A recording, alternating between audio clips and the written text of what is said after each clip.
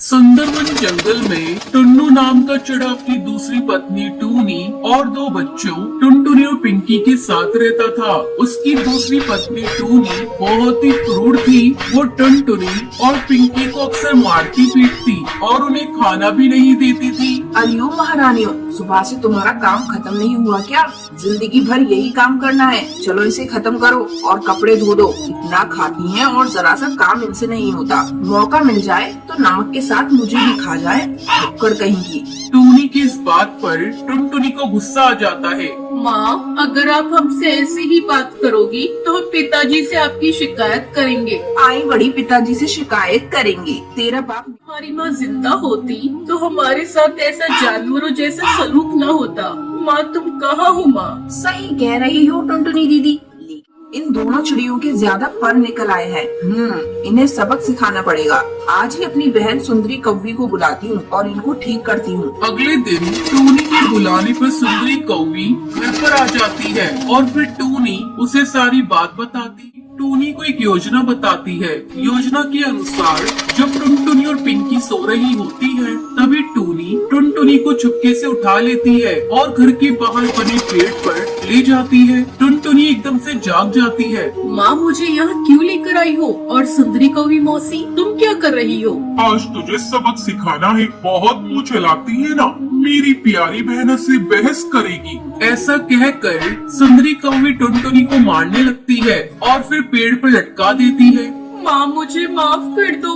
मैं आगे से कभी आपसे बहस नहीं करूँगी। मेरे पर टूट जाएंगे तो मैं पेड़ से गिर। टुनटुनी का पर टूट जाता है और वो पेड़ से नीचे नदी में डूब जाती है। अरे अरे सुंदरी कौवी, ये चिड़िया तो पेड़ से गिर गई। ये जिंदा नहीं बचेगी। हाँ, तुझे तैरना आता है तो बचा ले। मुझे तो नहीं आता, चुप बैठ, मरने दे। वैसे भी तेरा एक दुश्मन ही कम हो रहा है। इसके बाद टूनी और सुंदरी कौवी दोनों वहाँ से चली जाती है। उधर अगले दिन टुनटुनी को अपने पास न पाकर पिंकी रोते हुए अपने पिता टुन्नू के पास जाती है। पिताजी, टुनटुनी दीदी कल से लापता है। पता नहीं कहाँ चली गई। हाँ ठीक है बेटी, मैं अभी देखता हूँ कहाँ है वो, तुम रो मत। तभी टूनी और सुंदरी कौवी वहाँ आ जाती है। इन चिड़ियों के तमाशों से तो मैं दुखी हो गई हूँ। जब देखो नया ड्रामा। चलो अपना काम करो, बहाने बाज कहेंगी। उधर रात तक भी टुनटुनी को अपने पास न पाकर पिंकी रोने लगती है। टुनटुनी दीदी तुम कहाँ चली गई?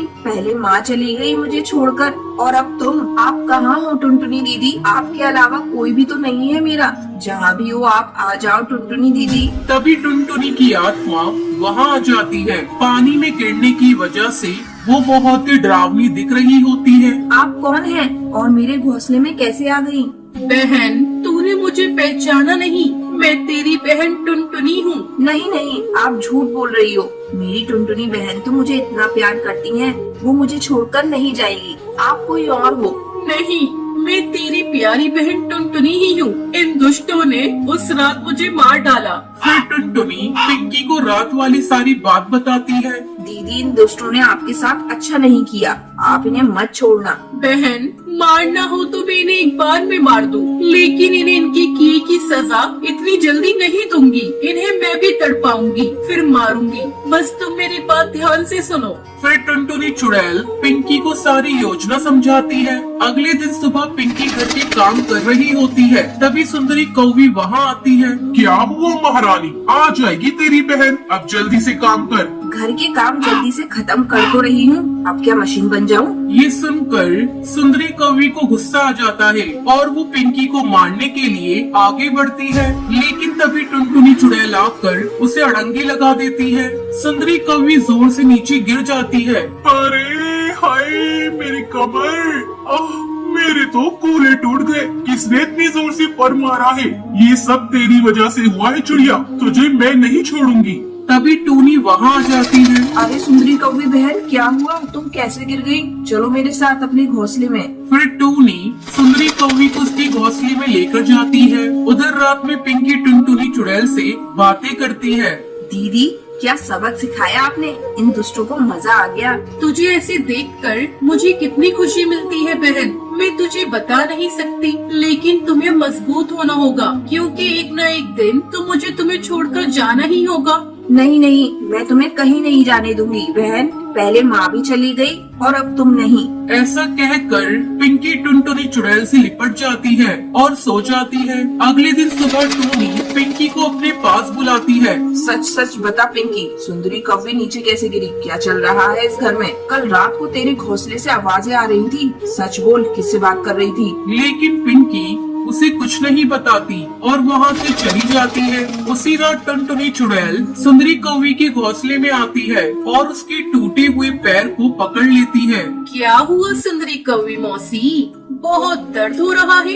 हाँ, दर्द तो हो रहा है, लेकिन तुम हो कौन और मुझे ऐसे क्यों पकड़ रखा है? क्या मौसी, मुझे नहीं पहचाना? मैं आपकी बेटी टुनटुनी हूँ।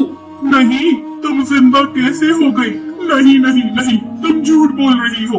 हम चुड़ैल है मौसी, इंसान नहीं जो झूठ बोले। चलो, वैसे भी आपका इस दुनिया में टाइम खत्म हो गया है। ऐसा कहकर टुनटुनी सुंदरी कौवी को उठा लेती है और ले जाकर उसी पेड़ के पास वाली नदी में डाल देती है। तैरना न आने की वजह से सुंदरी कौवी की मौत हो जाती है। वहीं अगले दिन सुंदरी कौवी को घर पर न पाकर टूनी गुस्से से आग बबूला हो जाती है। सच सच बोल पिंकी, मेरी बहन कहाँ है? तुझे पता है मेरी बहन कहाँ गई? सच बता, नहीं तो मैं तुझे जिंदा नहीं छोड़ूंगी। बता। अरे टूनी, तुम ये क्या कर रही हो? भला इस बच्ची को क्या पता कि तुम्हारी बहन कहाँ है? तुम हटो बीच में से।